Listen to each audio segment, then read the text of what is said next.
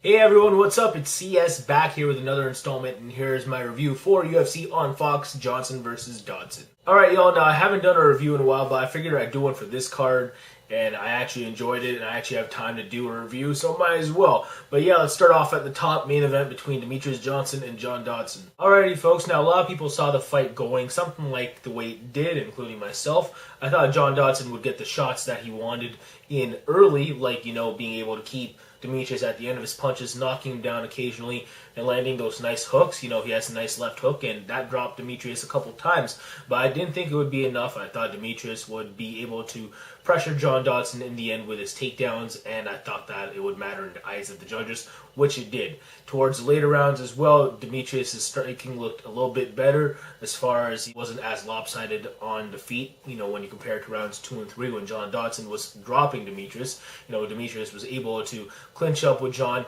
land some knees in the clinch, and of course, when he had him in some sort of plum in round 4, he was able to land some nasty knees there, able to bust John Dodson's nose up where he was bleeding from. So Demetrious, played it nicely with the Muay Thai, so props to him for doing that. He looked like a pretty good mixed martial artist here as far as using every art possible, striking and being able to transition to his grappling as well. And of course, he worked some of that plum in, so I was really happy to see that. Nice win for Demetrious Johnson. What's next for him? I think if you're going to pair up Demetrious against one of Ian McCall or Joseph Benavidez, whoever wins that rematch, I still think he'll beat either of those guys again. Seeing what I saw here against John Dodson, John being a faster fighter than those two guys I just mentioned, John kind of at times as fast as Demetrious in this fight. I thought that John probably would have been the best threat to beating Demetrious pre-looking at this fight, and taking a look at it again, yeah, I would say he's still the biggest threat to Demetrious Johnson just because of that power. He was able to drop Demetrious X amount of times. No one's ever done that as far as that many times, you know what I'm saying? So I gotta give it to John Dodson for that. I wouldn't be surprised to see a rematch between these two in the future. Who knows? But I'd still give the edge to Demetrious Johnson just because we kind of saw it again today. He's too complete as far as worrying about wrestling and striking at the same time. So again, congratulations for Demetrious Johnson for a solid unanimous decision victory. Alrighty folks, now let's move on to the light heavyweight co-main event between Glover Teixeira and Rampage Jackson. And this one really pissed me off. It's not because Rampage looked bad, it's because Glover Teixeira did not live up to his potential in this fight, if you ask me. He had several moments when he could have actually finished the fight, but he chose not to, you know what I'm saying?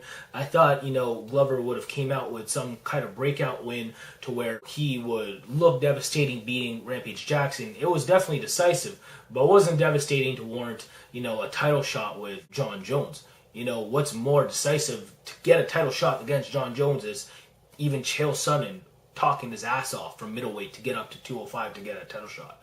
This was despicable as far as Glover's skill set is concerned because, he even got the back mount in round 1.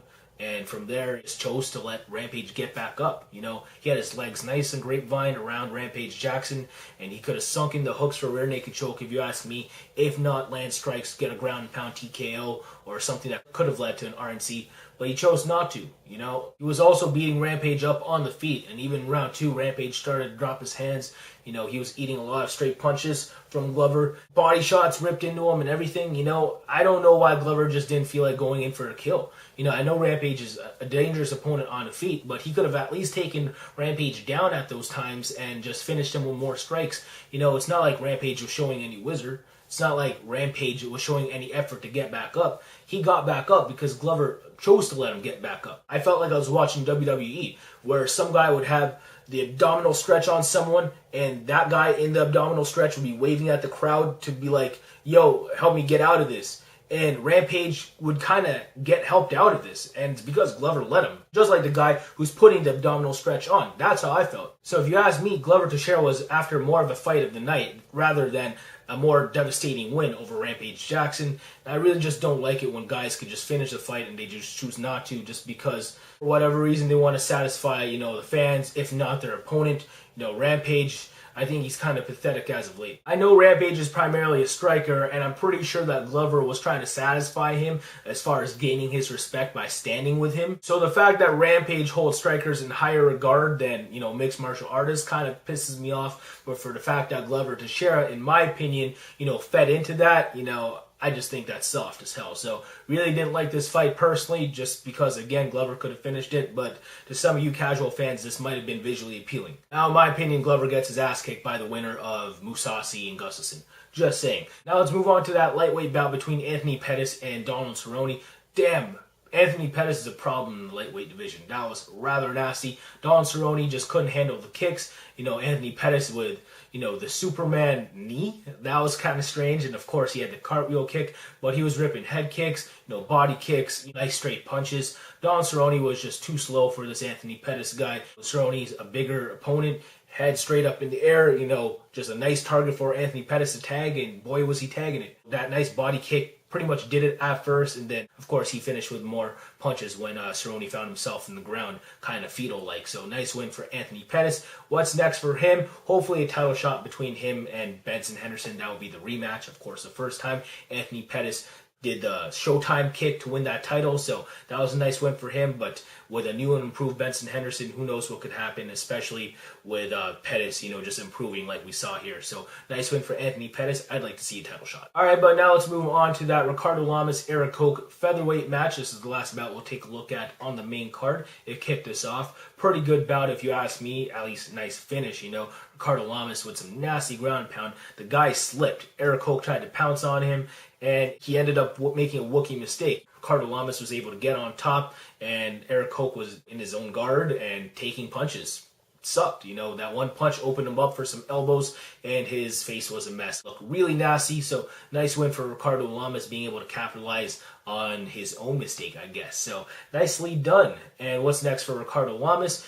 So he gets a win over Eric Koch, who was somehow favored after being out for a year and a half. I don't know how. I got Ricardo Lamas at plus 155 on this fight, so I'm relatively happy for that. But I think he's going to face someone like Clay Guida. I'd like to see Clay Guida try and do some of that dumbass shit against him. Who knows? We'll see. But again, nice win for Ricardo Lamas. All right, folks, now let's move on to the preliminary card on FX. TJ Grant versus Matt Wyman in lightweight. A few people pick Matt Wyman because, he's an intense fighter, goes after it, and, he has some fairly nice techniques, but TJ Grant was able to out-technique him on the feet as far as the Muay Thai is concerned, landed a lot of sharp elbows. I'd like to see him versus, a bigger contender, maybe a Rafael dos Anjos. I think that would be a sick fight. Now, moving on, featherweight bout between Clay Guida and Hatsu Hioki. Again, earlier, I did mention dumbass shit with Clay Guida, and this is what I'm talking about right here. Hatsu Hioki is working for submissions after he was getting taken down, but besides level changes from Clay Guida, what offense did he provide to us? Nothing. Those punches really weren't doing anything to Hatsu Hioki. Hatsu Hioki, for the short time he was standing up, actually landed more strikes. So I don't know what to say. How effective is Clay Guida for just positioning? You know what I'm saying? And how effective is that positioning when he is defending submissions? Hatsu Hioki working different nice guards, you know what I'm saying? Had a nice rubber guard at one point, and then, of course, his butterfly guard was preventing Clay Guida from passing. He had a nice Kimura attempt, almost had a shoulder lock as well. Really nothing too deep on Clay Guida, but definitely looked more offensive than what Clay Guida was providing to us. So in my opinion, I thought Hatsu Hioki won that fight at least 29-28. Shake my head to the judge who gave it 30-27 Clay Guida. Success. And then Clay Guida walked away with that split D. Not a good look for the judges, if you ask me. Now let's move on to that welterweight fight between Pascal Krauss and Mike Stumpf. Pascal Krauss pretty much beat Stumpf everywhere, mostly on the feet. Nice win, unanimous decision. Ryan Bader with a guillotine choke win over Vladimir Matyushenko. Ryan Bader versus Phil Davis. Trying to think of anything else, and I can't. Heavyweight bout between Sean Jordan and Mike Russow. I did not think Sean Jordan would be able to withstand, a pressure fight from Mike Russow. Of course, Mike Russow, fueled by the energy of the crowd. He's a Chicago cop or fireman or some shit like that. But he ran out of gas, and Sean Jordan capitalized in round 2 with punches TKO win. So nice win for Sean Jordan. Rafael Natal versus Sean Spencer. Natal with an arm triangle choke versus, a lesser talented opponent. Makes sense. And a Facebook fight between Simeon Thoresen and David Mitchell I missed. Please tell me in the comments section below if it was worth watching. And there it is, guys. I think that about does it for me for my review of UFC on Fox, Johnson versus Dodson.